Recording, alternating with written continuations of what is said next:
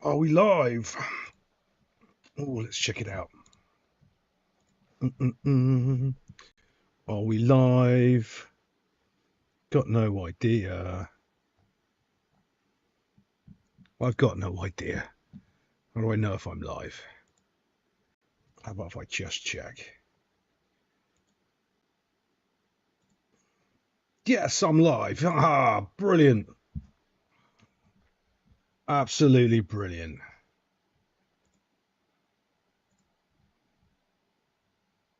No. Save even McSave.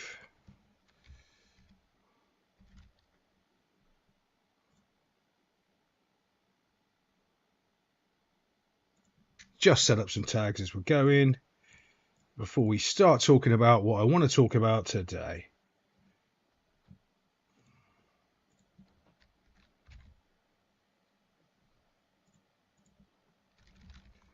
Putting in some thingies.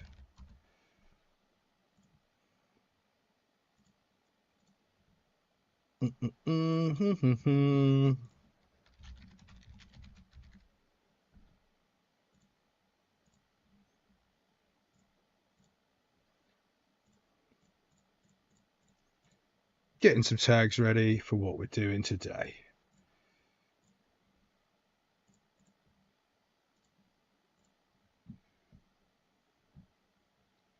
Excellent, excellent. Get this going. You can tell it's my first show because I'm really poor at getting everything set up.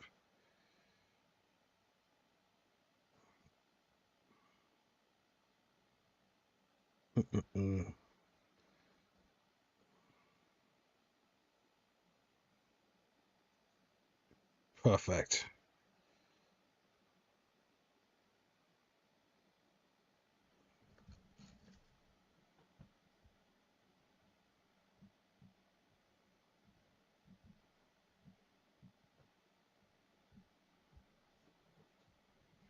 Oh, excellent. Brilliant.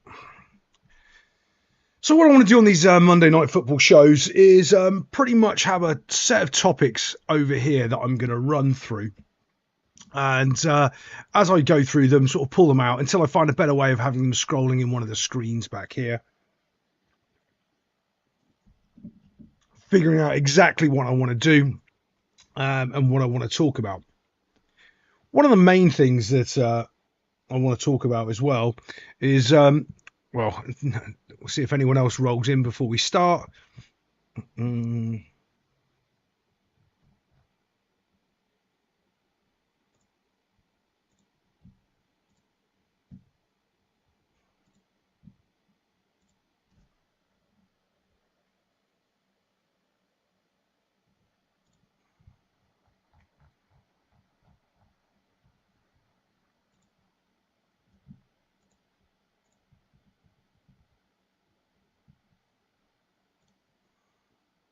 Absolutely excellent.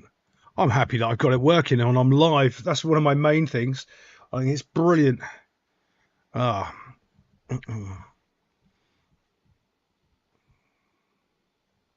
I pull that up while we're waiting? I think we can.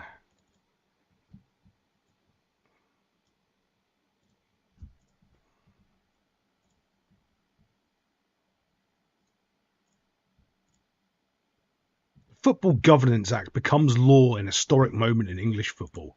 That's exactly what I'm trying to talk about.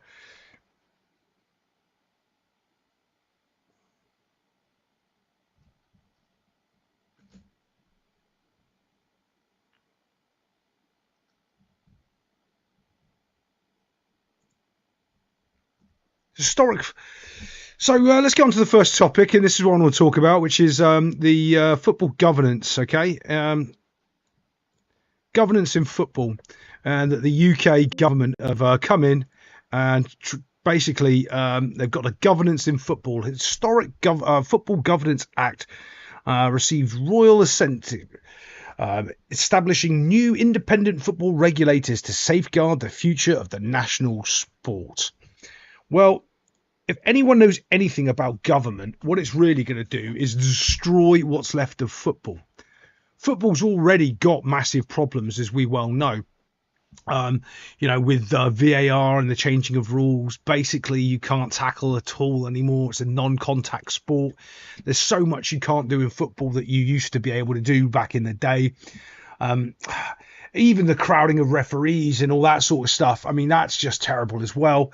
There's so many things that's gone wrong in the modern game, and what do they call it? Progress. That's what they call it. Progress. And all it seems to do is rot the fan base away slowly but surely. There's so many people that just don't care about football anymore that used to watch on a regular basis because it's not the same game anymore. And that is a lot of that is coaching, which I'm going to come on to in a moment. But a lot of it is to do with the laws of the game and the way that the game is played. Like, I'll give you a classic example for one of the things that I can't stand, and I don't know how you feel about it, is the fact that the goalkeeper rule has changed and you can pass the ball out from the back inside the 18-yard box. Now, there's lots of reasons why they say from that, but I actually know the reason why, because I've done so much coaching over the years. Back when you coach sort of like under 8s or under 9s, not my under 8s or under 9s, by the way, a lot of them can't kick a ball properly. So what they struggle to do is get the ball outside of the 18-yard box. So what that makes the other team do when you're playing a 6v6 or 7v7 game is crowd the 18-yard box. So the opposing team have got 3 or 4 players sitting there, and you can't put the ball over them because you're under 8s or under 9s, and you don't have the technical ability just to knock the ball over the top of them. So having a player there where you can roll the ball and they can dribble out or they can play makes it easier to teach them to play the ball out of the back. And I mean, this has been going on since the early 2000s when they started introducing small-sided games. Okay, but this is all coming down to the football governance of it as well, is the fact that all of these things have a knock-on effect and a knock-on effect and a knock-on effect for years and years and years. So then they end up changing the rules later on down the line because they're really trying to affect this down here, which it's all a massive disconnect. And it's the same thing with the governance in football. They're trying to regulate the Premier League because of what's happening in the lower leagues. Instead of fixing the problem in the lower leagues, they're going to regulate the Premier League. And it's the same thing with the rules changes of, passing the ball out of the 18-yard box. Oh, well, but we can fix it here for the kiddies, but it has an impact on the Premier League. And these people just are absolutely clueless. If you talked about out-of-touch dinosaurs, these would be those people. They just don't know what they're talking about. Whether it's in sports, whether they're in the government, they don't know what they're talking about 99% of the time. And when they're going to come into football and start regulating it, I don't think you'll see any impacts or anything happen before Christmas, or maybe even it's sort of the later part of the year, because they really want to get their sort of feet under the table as it is and start putting their departments together. And and it sounds silly, but this is the truth. Setting up email addresses in their offices and all of those things take time. And that's what they'll probably be doing for the first, say, 6 months. And then they're going to start messing with the game. How are they going to mess with the game? God knows. I have a feeling they're going to start trying to do something with transfers or anything that can make them money. Because the ultimate reason why government is involved is because they want money. If there isn't money involved, they're not involved. They couldn't care less. They can't care less about saving the heritage of football clubs. Don't let them fool you for 1 second, because the amount of money government wastes and spends on everything else, they could have bought all those lower league teams for, 500,000, 800,000 and put them in a national trust thing, or done hundreds of things to save all those lower leagues and all those lower clubs. They don't. They haven't. And they're not going to. And what they will want to do is the big boys pay for the little boys, which, by the way, you could quite easily do. Let's be honest. If you just said, right, every transfer you do in the Premier League, you pay a 2% flat rate on, right? And that money goes into the lowest tier of football up to a pot level. So say the pot is 10 million. All right, and that's enough to pay for all of the football clubs, anything that they need in those lower teams. And then the next pot, say it's 20 million in the next league, and maybe it's 50 million in the next league. But that 2% of all transfers has to be paid. It's a transfer tax, basically, to go back into football. Most clubs would do it. They wouldn't care. 2%. They'd argue, oh, let's make it 1.5. Okay, 1.5. So that way that you don't have a governing, regulating body coming in. Hello, mate. How are you? Oh, it's lazy. Hey, lazy. Um, and you wouldn't have a governing body coming in and trying to regulate football, which is going to happen now. Now, the other problem is when you open the door to the wolves for government to come into the UK in football, you just don't know how things are going to end up. Um, okay, so there's a massive thing I want to talk about the declining viewership of football because people don't understand the world demographics of most people under the age of 30 couldn't care less about football. They play video games, they play Counter-Strike, they play Minecraft, they play the only video game ever to exist, which is Dota 2. Everything else is for children. um, they don't understand that aging out of demographics. They're stuck in this mindset that everyone is the same as them in the 1980s and 1990s, and the world is completely and utterly different now. So instead of trying to sort of understand that they're fighting it with all these regulations and all these other problems, and they're not really addressing the real sort of elephant in the room. But the other main thing about this governance in football, this is one of the biggest parts that really gets it. There isn't a single YouTuber talking about it. There isn't a single person on Sky Sports talking about it. There isn't a single person anywhere talking about that the UK government have now legislated that they are controlling and governing football. That makes you wonder, right? That makes you go, wait. The biggest story in football is that the government is now regulating football and we should be really concerned. And not a single YouTuber is talking about it. Really? Not a single sports pundit is mentioning it. Really? You might have a little fleeting 10-minute segment on Talk Sport with old what's him Facey Jordan. Excuse me for that. But other than that, it's it's really worrying that the whole footballing community is basically dead quiet on the government is regulating football. And it's not just that the government's regulating football. It's the fact that they've got this manifesto out there, the IFR, whatever, which marks the biggest reform in football governance in a generation, helping to protect clubs across the community. They've got no interest in helping clubs across the community. They could have done that all by themselves. They didn't need to do this. You've got a governing agency that can do all of that, and it's called the FA. Where do you think the government's going to go to get its experts? The FA. The FA didn't do anything. They're not going to do anything. It's pretty bloody obvious that's going to happen. But anyway, that's my first little rant about this governance and what they're going to do or not do in football. But let's move it on to some other stuff that I want to talk about. We'll get rid of her, stick her over here, and I might come back to her a little bit later on. But let's go on a bit of a Manchester United rant, shall we? Talk about Manchester United on the weekend. So, Manchester United on the weekend, obviously, were playing at home against Arsenal.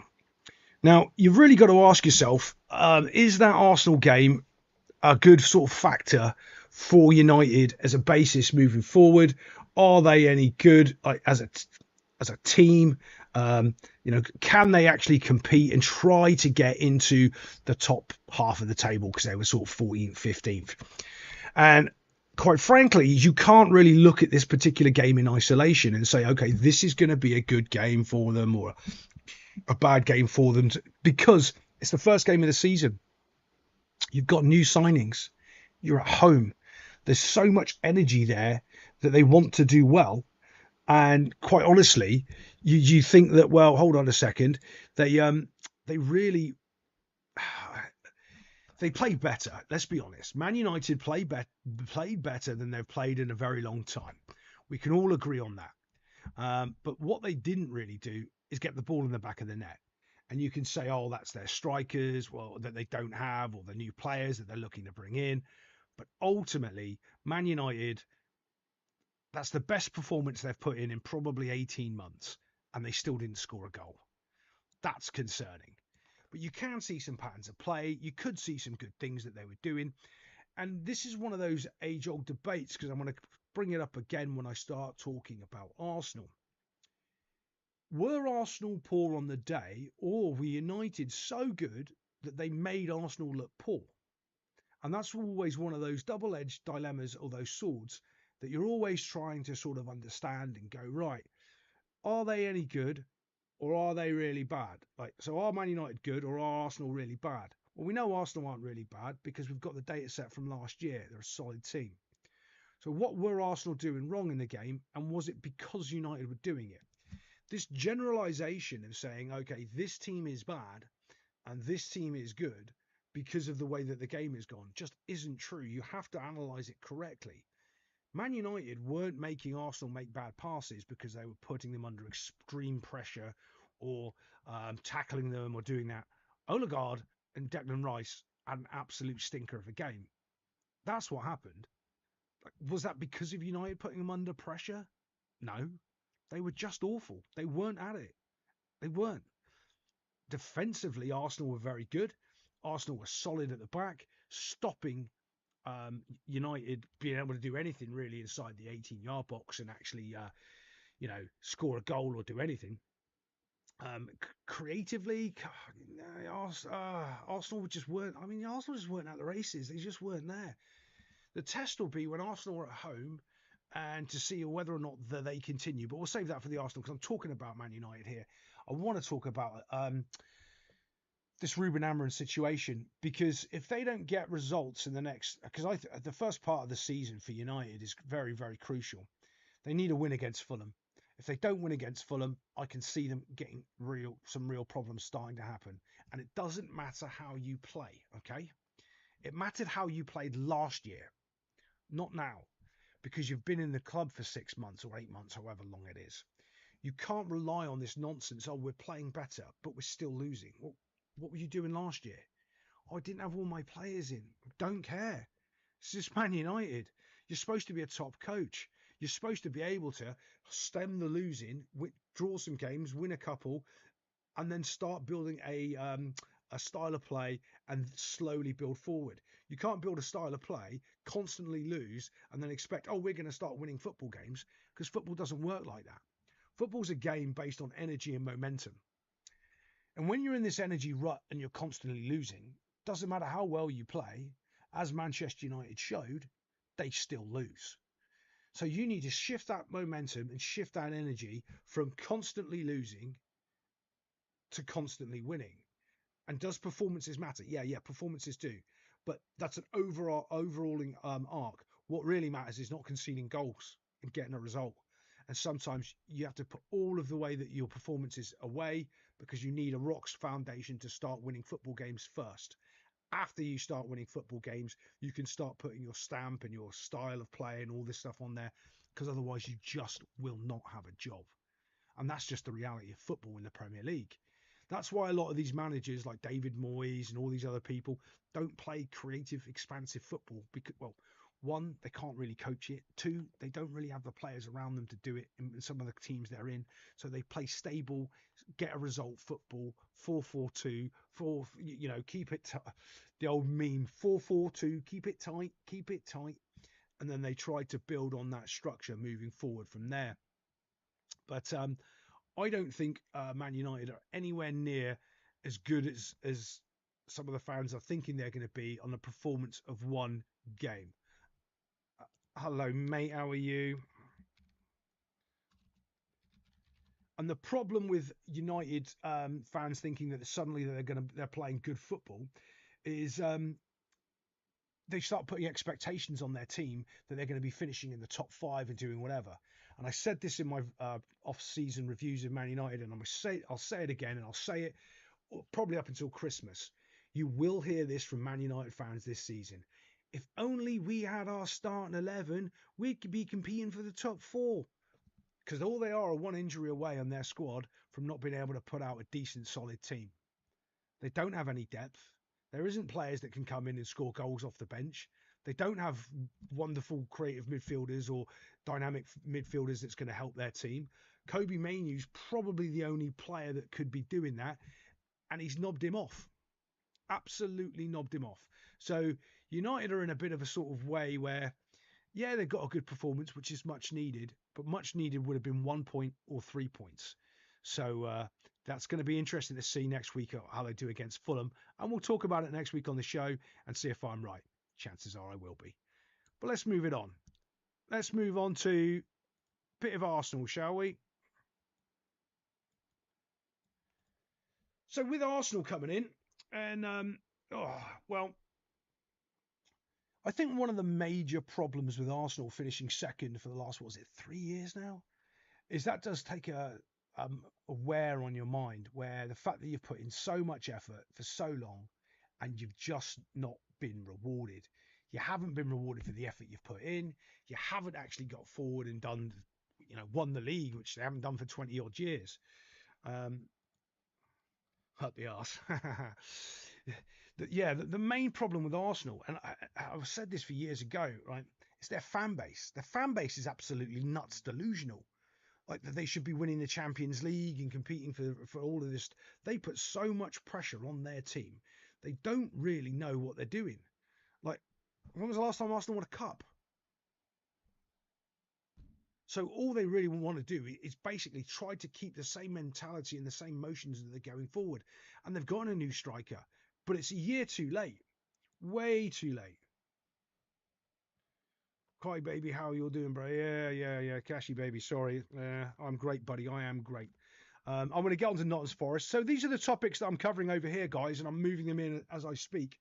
I've always done my rant about the UK government getting involved in football and how that's ruining, and the Manchester United delusion that they're suddenly great because they lost a game of football again and didn't score a goal again, and somehow that makes them a good football team because they looked good on the field, which is crazy. But now we're talking a little bit about Arsenal, and Arsenal played terrible. They really did. But they still won. I mean, you'd take that every week. We played terrible. We didn't do anything, but we beat you. Okay, all right. Every single fan would take that. Yeah, we played terrible. Would you? Oh, yeah, we beat you. Oh, all right.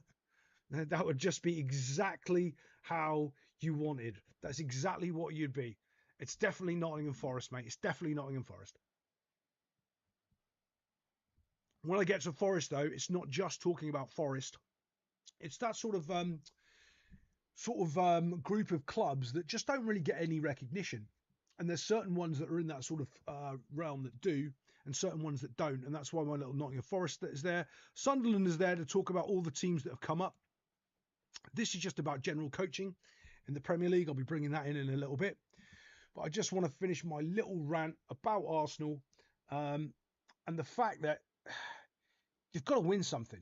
Arteta's not a winner. I'm telling you that right now. They will not win the Premier League with Nicolas Arteta at the wheel. So let's go through some secret source of certain football clubs that Cash may or may not have used to work for in the Premier League. And he can tell you a little bit about some inside scoop of how Nicolas Arteta and Pep Guardiola and everybody actually runs their training sessions behind the scenes and what they actually do. And they're not winners. Okay, Pep Guardiola is. Nicolas Arteta's not. So in the Manchester City system, it's very sort of similar to the way that Arsenal run their system. It's why Arsenal have managed to get some stability inside of training. 100%, mate. Stuff I could. One football club, they wouldn't hire me because I used to have my hair down to about here, and they were like, "You just need to lose some weight and cut your hair, and then we'll definitely hire you." And I'm like, "I'm not cutting my hair, and I'm not losing any weight. Sorry, boys. I know I'm better than you, but." One of the things that what they do is, when I say this, you're going to understand it straight away. Manchester City have a system, they don't have players.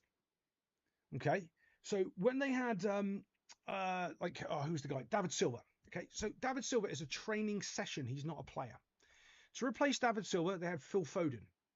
Oh, does he play the same way as David Silva? Is he in the exact same mold, in the exact same position, doing the exact same job? Yeah. Because they have the David Silva training session. They have 5 training sessions. And each one of those 5 training sessions has 5 levels. So if you think about that way, right? So you start off on the level 1 and you go through these levels here. Then he gets to level 2 and he goes through these and then he goes through those and he goes up. Okay. So also, if you remember, they had a central midfielder called Fernandinho. And Fernandinho was their defensive midfielder. Now it's called Rodri. Played the exact same thing. Fernandinho was injured, if you remember, or playing centre. When he played centre back, they were fine. But if he was injured, he was out for half a season. What happened? Manchester City fell apart because it's a system. It's not players.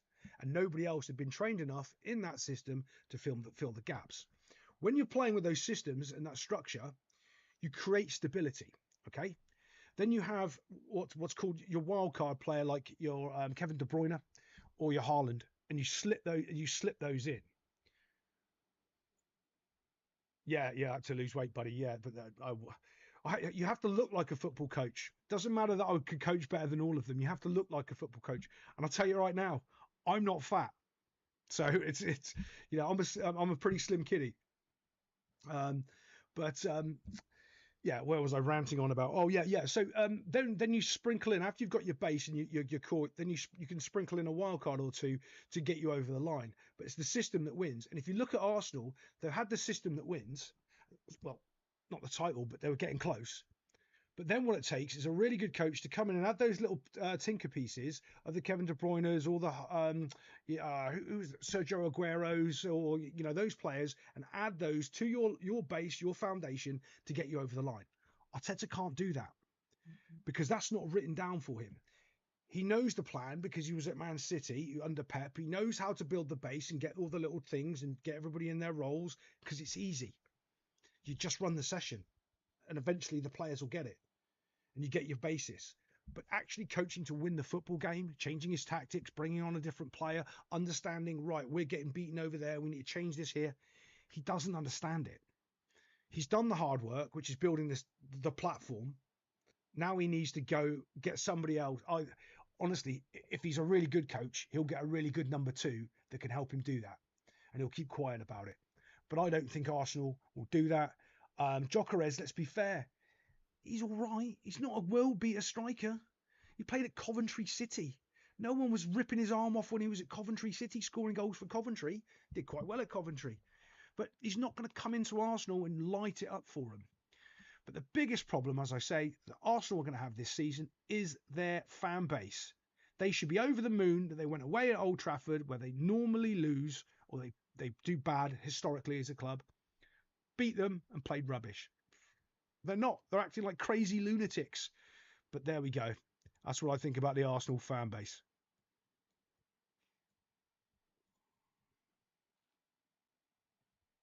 He's got he's got no in-game management at all. And he's had the chance to do it as well. Like, he's had more than enough opportunities to show whether or not he can actually beat the better teams because he's making changes in the game and he's doing things in the game. But I want to bring it on to the Forest here, because it's only going to be a quick one here. And it's interesting when you look at a team like Forest, because this is a team, and it's a team built, I'm not just here talking about Forest, I'm actually going to compare them to Aston Villa. Where Aston Villa under Unai Emery was doing well, they gave him so much praise. I'm not convinced Gyökeres is the player Arsenal think he is. I'm not just saying that because I agree with you. It's like people start saying this name, Gyökeres, he's going to United. He's like, who? He's not scoring 25 goals a season in any league. Like, he's going to be a good average Premier League striker. He really is. Arteta has spent so much money. Honestly, I think that's a red herring when you say people are spending so much money. And I get why you're saying it. But the prices nowadays for the average players are so overinflated. And when they know you want that player, Declan Rice, 100 million. 80 million is probably what he's worth, but they're charging 100 million. And you're going, okay, you're not going to get a better player than Declan Rice for more money than that. Like, he's solid at 80 million. 100 million, overpriced. Jack Grealish, 100 million. 80 million, yeah, you probably go. But there's so much money in football now. I don't think you could ever sort of judge on what people are spending and not spending anymore, because the whole market is just completely and utterly been destroyed over the years. But my thing with the Forest, you hear him in the old media praise. We just spent nearly 40 million. Yeah, exactly. Yeah. It's all overinflated. Nearly 40 million. Exactly. And no offense, Nottingham Forest, is that your biggest spend ever? 40 million? It might be, right? Does anyone know if that's the most money that they've spent on a player? But Forest are one of those teams, and I think Fulham is another one as well, that don't get the credit when they're doing well. And there's a couple of those in the Premier League, and I think even Crystal Palace winning the FA Cup didn't really get it. Was it the FA Cup? Whatever they won. Oh yeah, Morgan's right. Yeah, of course. Yeah, of course. They didn't get the plaudits that they're really deserve. They just get overlooked in football because they're not a part of the in crowd. They're one of those names that people just overlook. Like if Aston Villa did what Forest did last year, they'd be singing the praises of Unai Emery and saying he's a wonderful manager and he's all over the moon, which they do anyway, even though they didn't get into Europe. But because Arsenal had, Lacazette, yeah. Exactly. Yeah. Look at who they're looking on to score goals. Yeah, but Aubameyang and Lacazette and they didn't have the base around them. If you added those players now, okay, maybe not at the age they are, but into this squad, you got a team. You know, the problem with those players is the rest of the players on the team were not up to their standard. So those players ruled the roost. I'm sure he has suspicious history. If you knew the things that behind the scenes that go on in football clubs, you'd have no idea. Ask Harry Redknapp why he keeps buying the same players to come to his football clubs all the time. Why is Harry Redknapp not managing anymore? Yeah, so there's certain things, because there's so much money in the game, where certain people, there's so much. Like, to find a squeaky clean manager, I think that's one of the reasons they went after Ruben Amorim at Man United, because of he's squeaky clean, and that's why they want your haircut, looking all trim and buff as a football coach, and all your history's perfect, because it's all going to come out sooner or later. But I'm kind of disappointed. Yeah, I agree, mate. I agree. Won't have a word said against him. Yeah. Sorry if I'm not reading out the chat as well, because I've got it on two things, and it's just I don't know how to make this font size any bigger, and it's like the tiniest thing I could ever see. To be fair, I'm going to do a little bit better with my little windows here and have some tickers going, but I just don't know how to do that all yet. And I'm going to have a couple of little polls going for everyone so you can vote and do stuff at the same time. But that'll be for next week. And if you've got any ideas or suggestions that you want me to talk about, stick it in the comments of a video, because I will start adding those into our little live streams as we go. But let me get rid of the Forest, and unfortunately no one gives them the praise, and those sort of mediocre teams that the time, they just don't. Let's talk about Sunderland. Well, it's not just Sunderland. It's the 3 up, 3 down is what I wanted to talk about. This is the first year, I think, in 3, maybe 4 years, which I don't see the 3 teams coming up going down. Any comments on what? Aaron Grant as a coach. Oh, he's awful. Oh, no, he's not really a coach. That was a money deal. Yeah, Avram Grant was a money deal. And yeah, there's certain people that I just don't think are very good at all. At all. Oh, I did want to have a pop at Man United. Let me I haven't finished my rant with these guys just yet. What this idiot manager said. He just lost to Arsenal, and he turned around and said, "Oh, we can beat anybody now." What? If you can beat anybody, why didn't you beat them?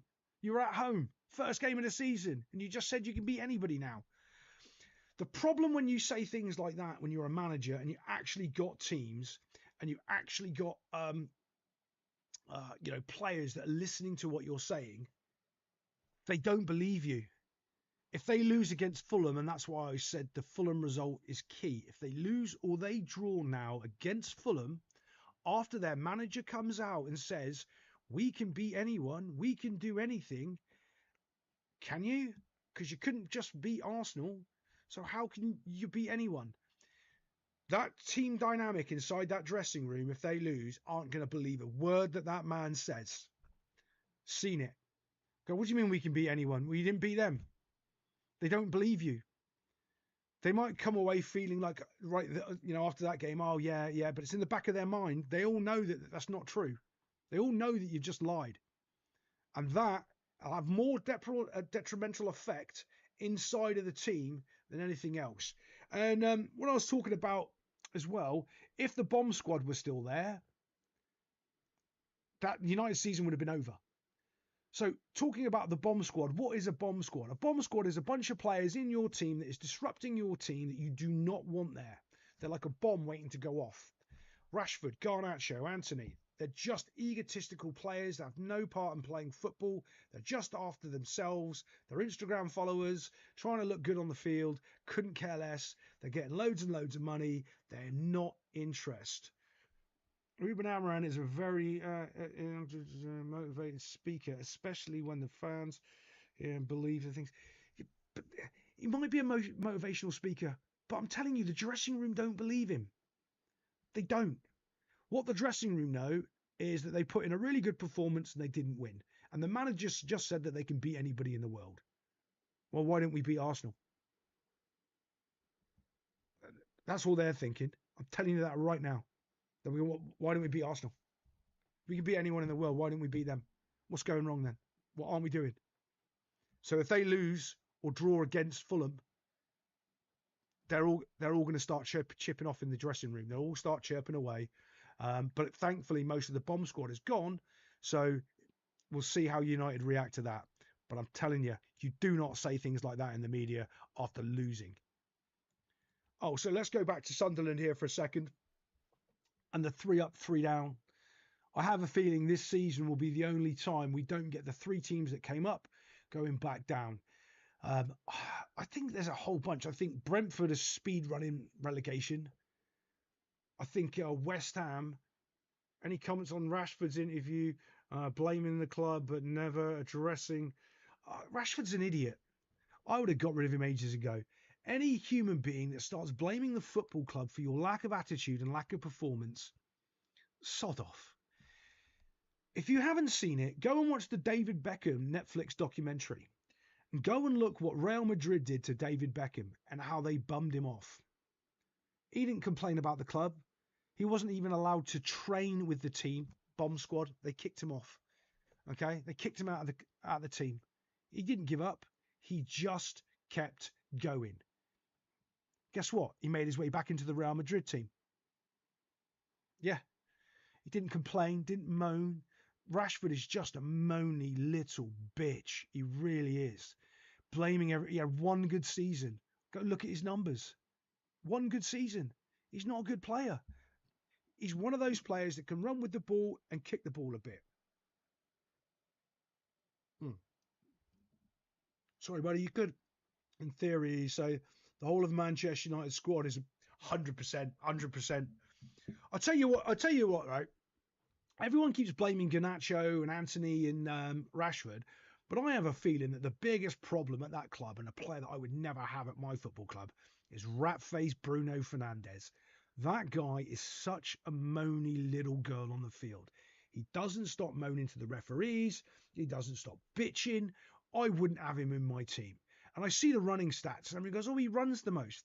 Yeah, I could run the most. But it doesn't mean I'm actually tackling anybody. It doesn't mean I'm actually doing anything.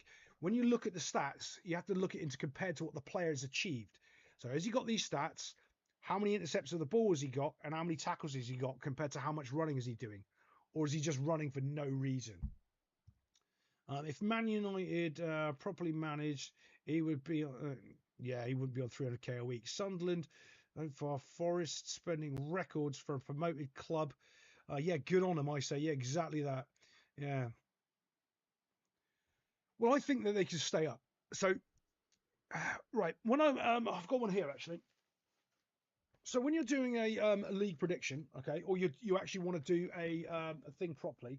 So these are the fixtures, okay. If you want to actually know where a club's going to finish, I think they're past you for the spend. What you do is something like this, okay. You pick a team. Let's just pick Fulham because it's right there. If you can see that, Fulham. Then you go down the fixture lists and you go see who Fulham's playing. Right, they're playing Bournemouth, Manchester United, Chelsea. Those games there, right? And you pencil in, can you beat Bournemouth as Fulham? Ooh, we're away for that. Maybe it's a draw. Sorry, it's Brighton, not Bournemouth. Manchester United, we're home for that. We need that to be a draw. And you can figure out, and you can go through the whole season, right?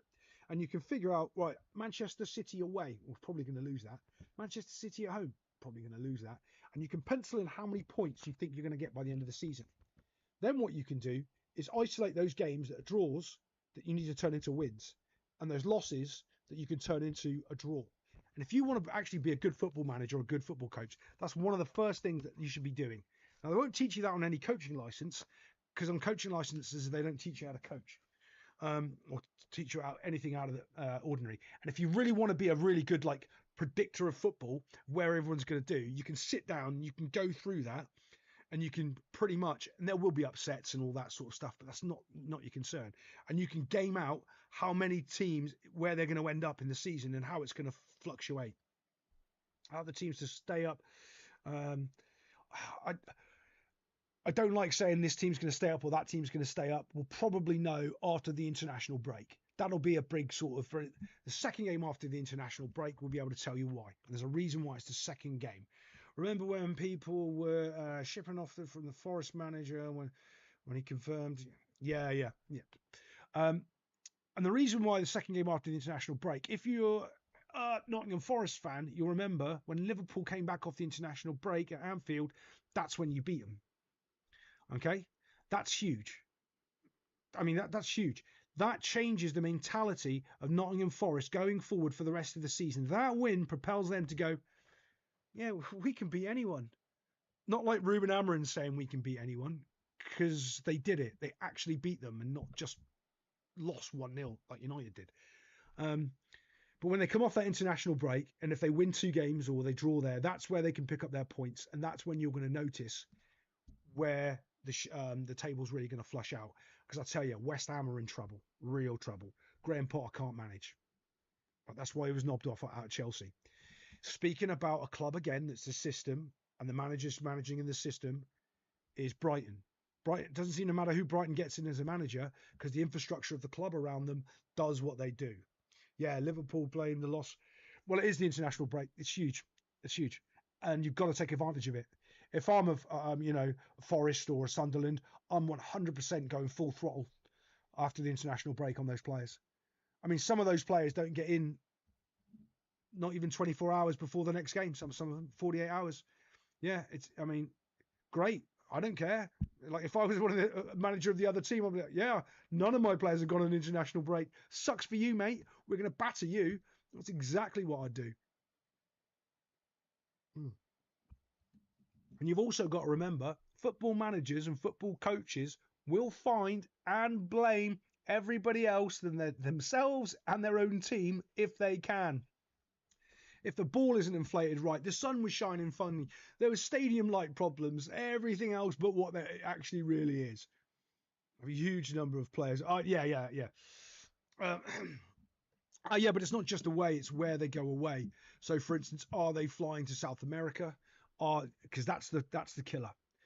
It's the South American players that are the real problem because of the time zone differences and the long flights.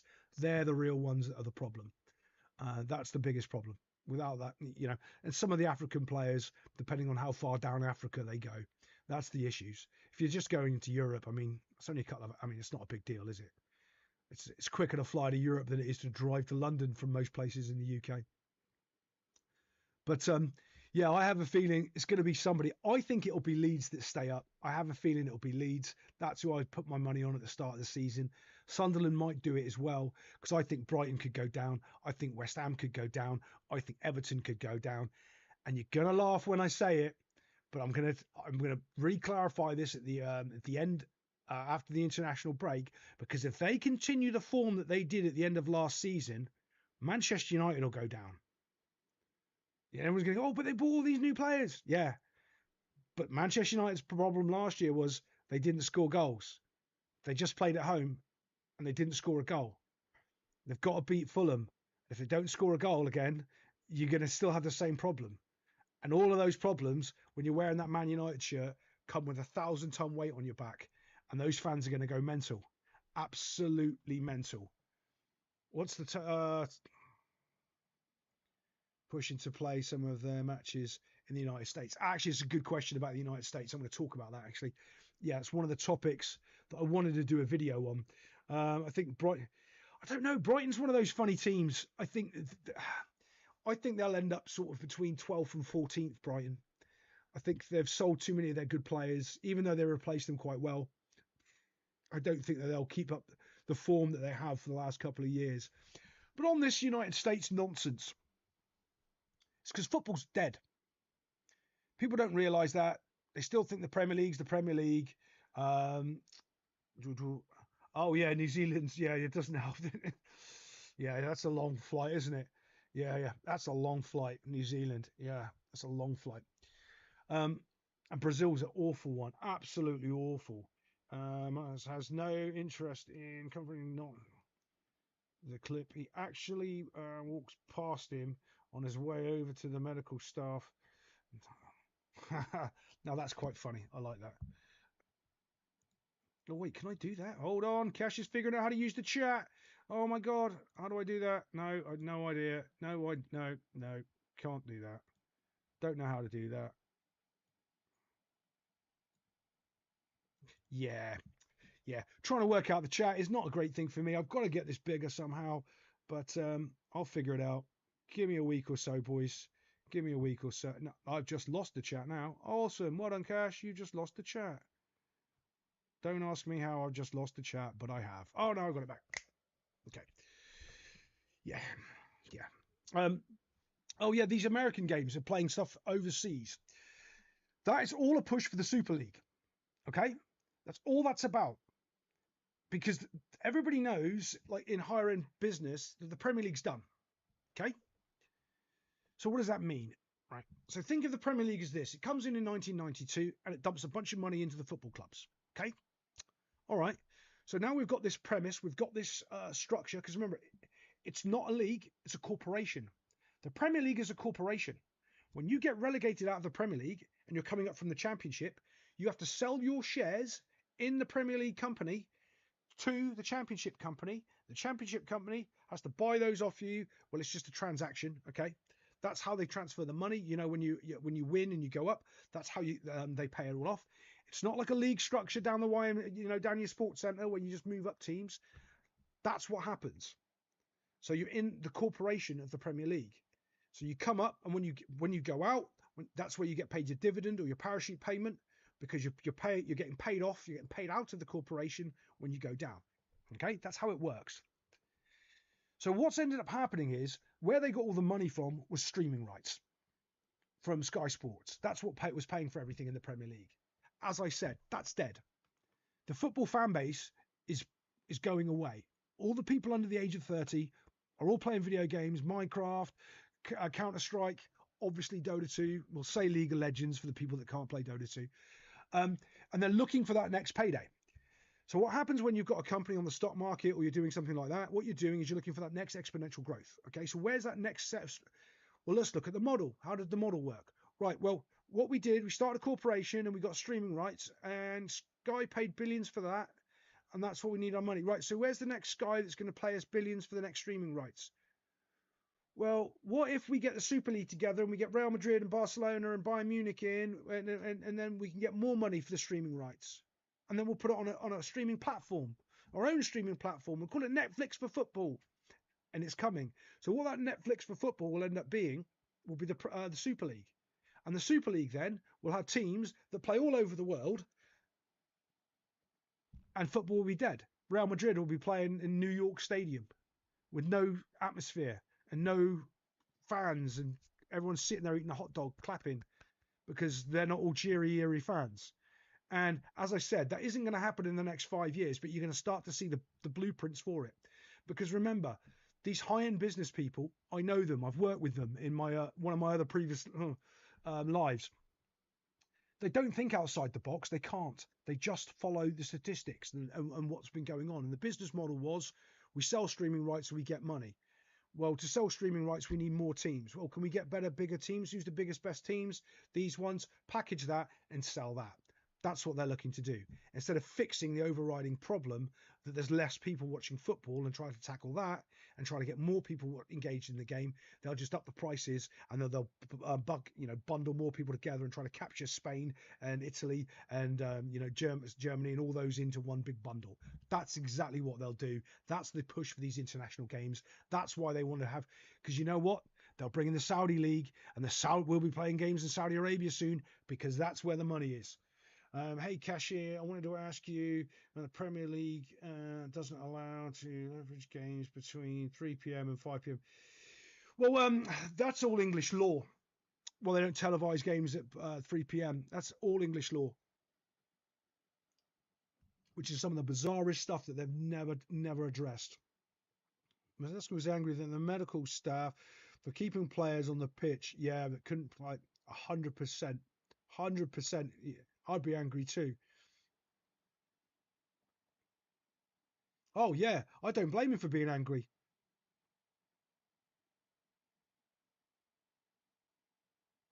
Oh, it's in the media. That's my problem, right? The media, there's certain clubs that they'll misrepresent on purpose. They know what they're doing. They know that they're misrepresenting, that scenario. 100%. And that's just, all right. So let me tell you some more sort of secret inside source here. If I can't beat you, I think West Ham could. I think West Ham could be down. Yeah. Oh, yeah. If I can't beat you, right, as my team isn't as good as you, I'm still going to beat you.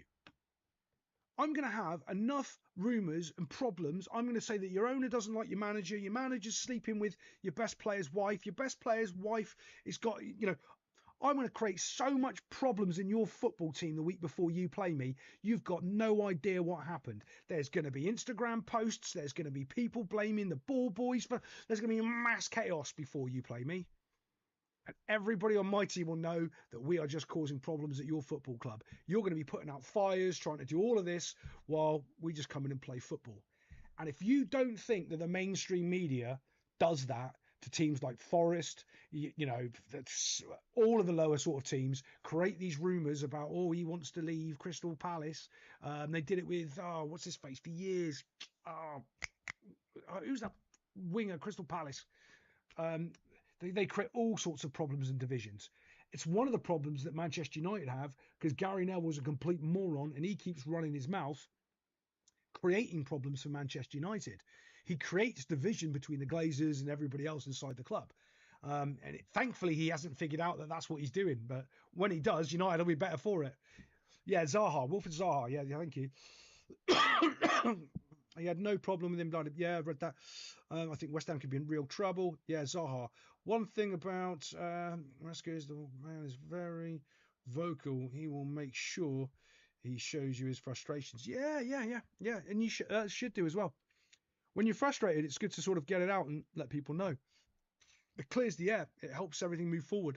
If you're constantly keeping things behind you and on your back and you don't deal with stuff, it festers through the squad. It makes it a real problem. But let's get rid of Sunderland right now. Hopefully they'll stay up. And let's bring in coaches. Because what I was going to talk about is ex-pros. Okay? Ex-pros generally don't know a damn thing about football and football coaching and football management. The ones on TV giving you analytics and advice and all this stuff really don't know anything about football. One of the contexts I try to explain it is when I hear Gary Neville talking about Manchester United, because some of it to me is absolutely hilarious. The damage that he has caused Manchester United by talking is irreplaceable. So let me give you an example of Gary Neville in the business world. Gary Neville worked at McDonald's. That's Manchester United, right? It's a franchise. There's lots of Manchester Uniteds. There's Arsenal. There's loads of them. The staff that work in there is a football team. You've got your manager, you've got your other little minions. One guy does the fries, that's the right back. One guy does the burgers, that's the left back. One guy does the milkshakes, that's the striker. One guy takes the money, that's the goalkeeper. But you've got a team, and the team has all got their jobs to do, right? And they're all doing their jobs, and they're all good at their jobs. Some of them are better than others, and they do their little jobs.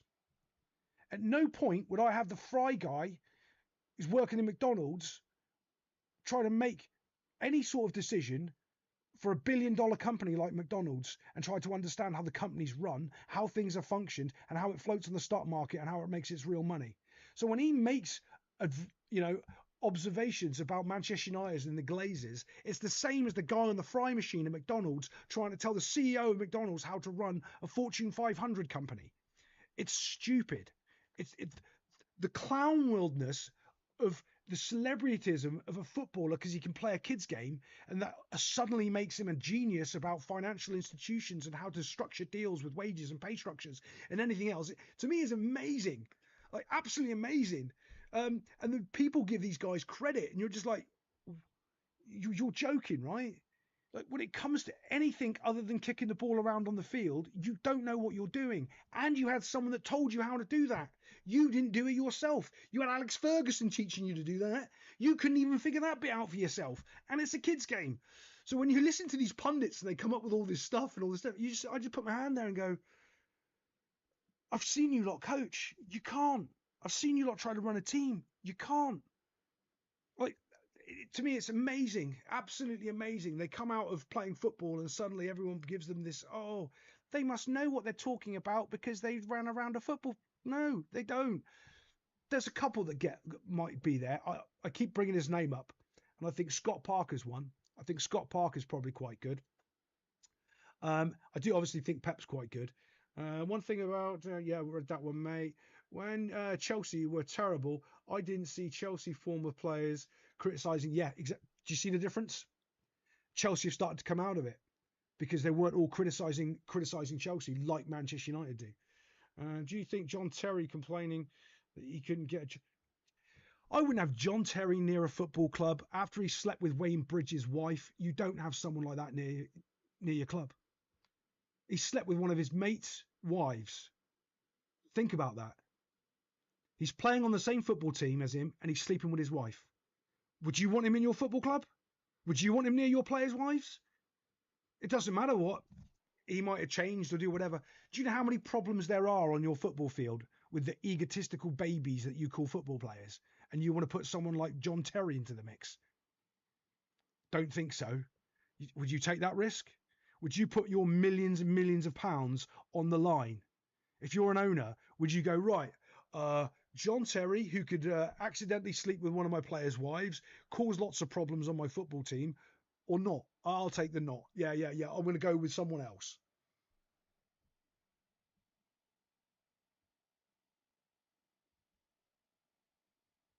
Oh yeah, you say they're not allowed near the money. I don't disagree with you. I don't disagree with you. But I was specifically talking about Gary Neville, the way that he talks about money and the fact that he thinks he knows how the Glazers can run a football club and how it's terribly run, and they're taking money out and taking. He doesn't know anything about money and dividends and share options and like, do shut up, Neville. Like, do shut up. And they shouldn't be head coaches anyway. Like, to be fair, I'll tell you a classic example of why ex-players are rubbish coaches. Thierry Henry, he went over to Monaco, got absolutely smashed because he can't coach football.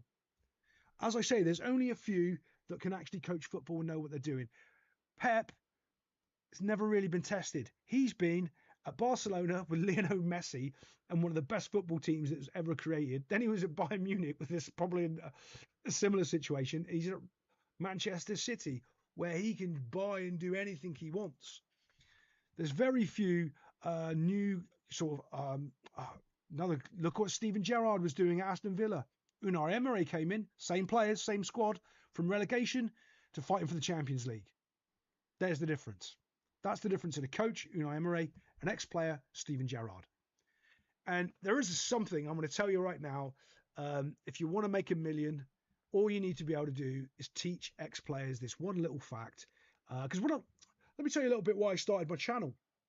I started my channel because I was going to do coaching courses live in person. And then we all got the flu and died in 2019, and we weren't allowed out to play anymore. So I couldn't start doing coaching courses because they stopped doing certain coaching licenses around the world, which were some of the better ones, which actually taught you how to coach. So I was just basically going to recreate those with my twist, because I've done coaching courses all over the world for coaches, and start teaching people that so they can actually coach football and not what the FA teaches them.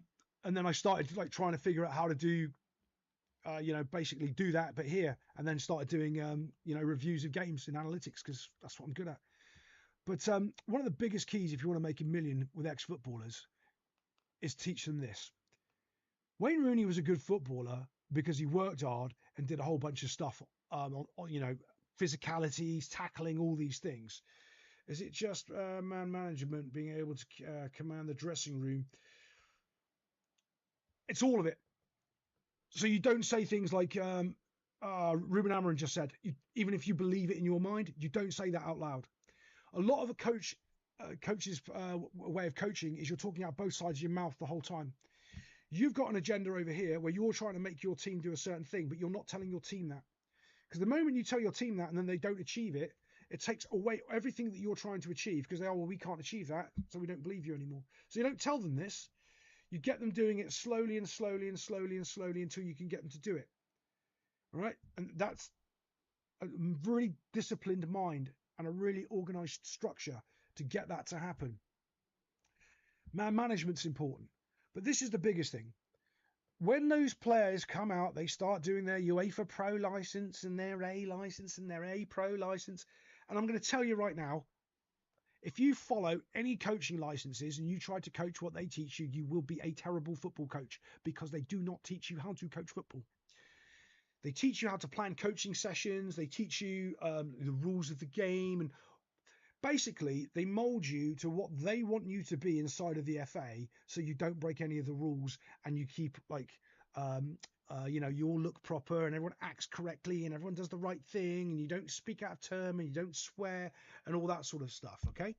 I remember a few years ago when Klopp said the things are bigger than football, and when the league closes due to COVID, I thought he was being satirical, but now I'm older. Yeah, Klopp was right. Yeah, 100%, 100%. So all these ex-pros and all of these people, right, they come out, would you say Mourinho is a better coach than Pep? It's a different style now. I'm going to talk about that in a second. He's a better manager, but not a better coach. And you've got to understand the difference between a coach and a manager. Mourinho is a far better manager than Pep Guardiola ever will be.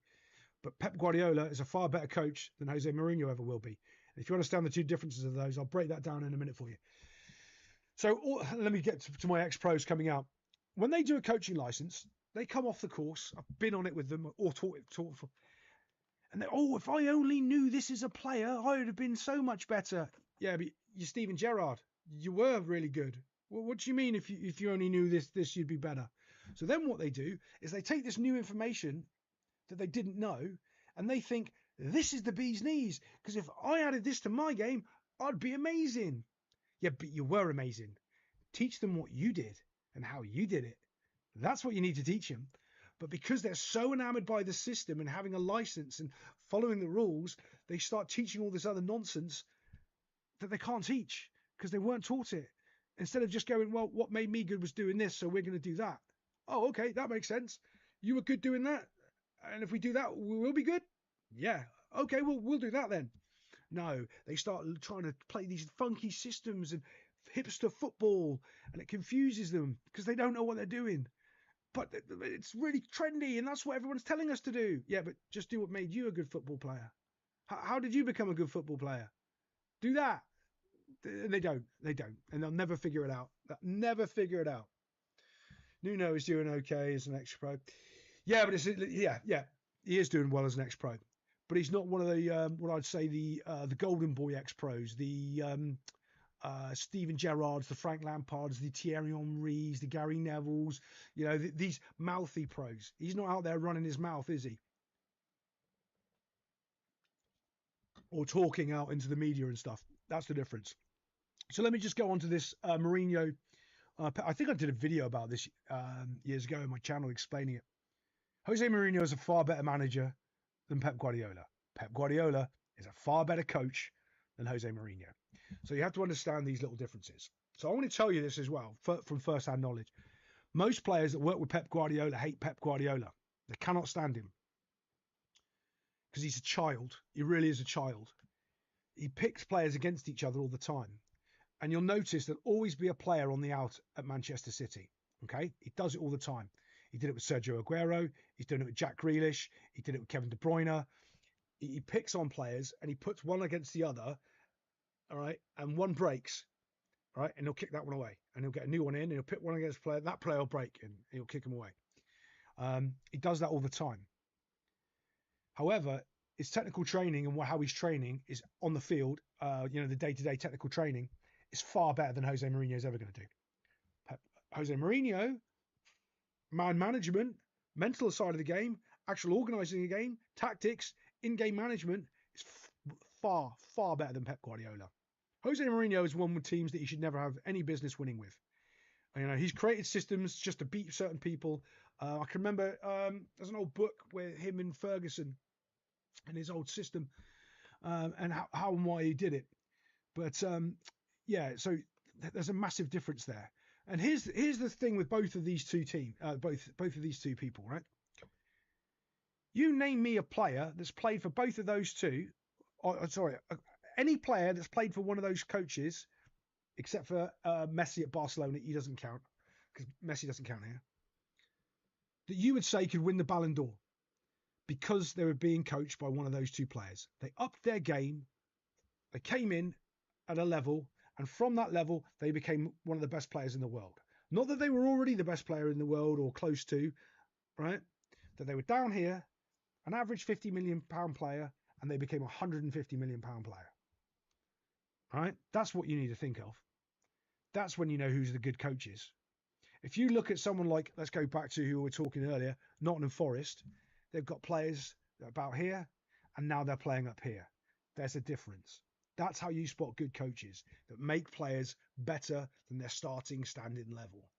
And Pep, does he really do that? Or does he just maintain their average? And because he's got a collective of wonderful players, it raises the bar a little bit. To me, that's kind of what he does, really. And I'll tell you one thing that we've not talked about, other than the fact that no one on any YouTube channel is talking to the fact that the UK government is regulating football, which is huge, and that should be our only thing that we should be caring about right now. Yeah, Klopp was brilliant in improving players, 100%. 100%. Look at Sadio Mane. Yeah, I mean, there's so many players that the Klopp's helped through. But that takes energy, that takes time.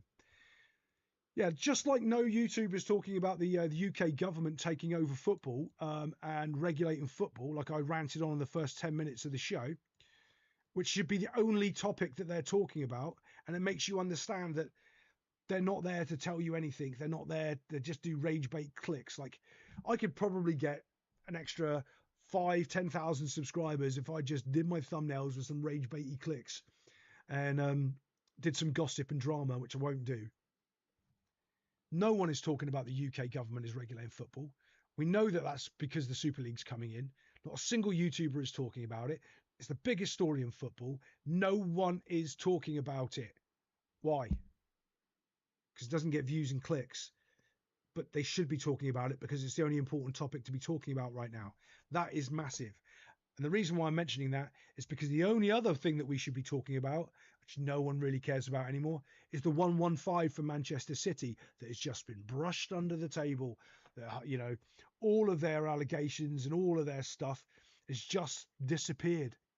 That court case was finished in March last year, and they still haven't put out the results of it. Why?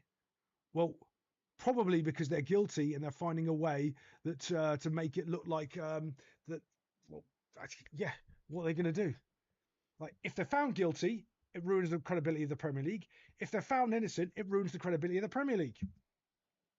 If the credibility of the Premier League is in jeopardy and in question, maybe we change to a Super League, to a better governing body. Maybe the UK government will say, oh, we should move the Premier League Corporation out into the Super League. And we can get more tax revenue if we use Real Madrid and Barcelona and Bayern Munich and AC Milan and Inter Milan. Oh, yeah, it's not like it's all been thought of already. But interesting to see when they're going to bring out the results of these 115 charges. I can't see it being before Christmas. If they haven't done it by now, I think they've got a window in the international break to bring out the 115 charges. But if they're found guilty, what do? Kick them out of Premier League? Give them a points deduction? Give them points deductions for the years that they broke the Premier League and give the Premier League to other teams that should have won it? Man United would have won one. I think Liverpool would have won one. What are you going to do? Like, it's completely ruined football. And the fact, again, that should be the only story that they're banging on about week in, week out. But they don't. They just completely ignore it. Just like, oh, it's all right. Football's on now. It reminds me of the same way when you have a bad refereeing decision on the weekend that they quickly wait for the next game And as soon as the next game's played, everyone forgets about the really bad refereeing decision and ignores it and goes, oh, well, that never happened now because we've got a new game of football. We can ignore it. The Man City legal team looking to avoid... yeah, but you see, what's going to happen... because one of my other little side things I'm doing is I'm doing a law degree. And I know what the Man City legal team is going to be doing. They're going to be ripping that... Whatever the decision is, they're going to be ripping it apart. Absolutely ripping it apart. Even if they're innocent, they're going to be ripping it apart and making it more and more difficult for the Premier League. That's what they'll be doing. And yeah, so it's because the problem, no matter what the result is, say if they're innocent, right? They won't. The Premier League might appeal it because remember it's an independent.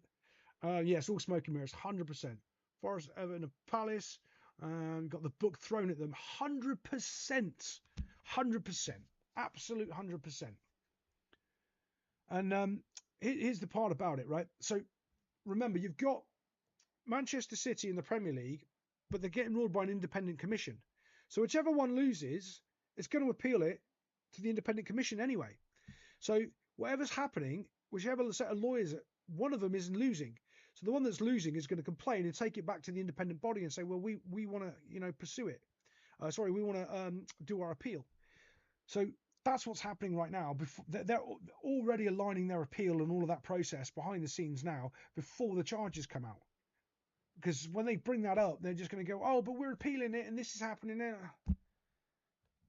Yeah, really? It was from 2000 and what? Everyone's yeah. It's awful, the fact that everyone has stopped talking about it and the fact that they're just allowed to get away with it. Absolutely allowed to get away with it.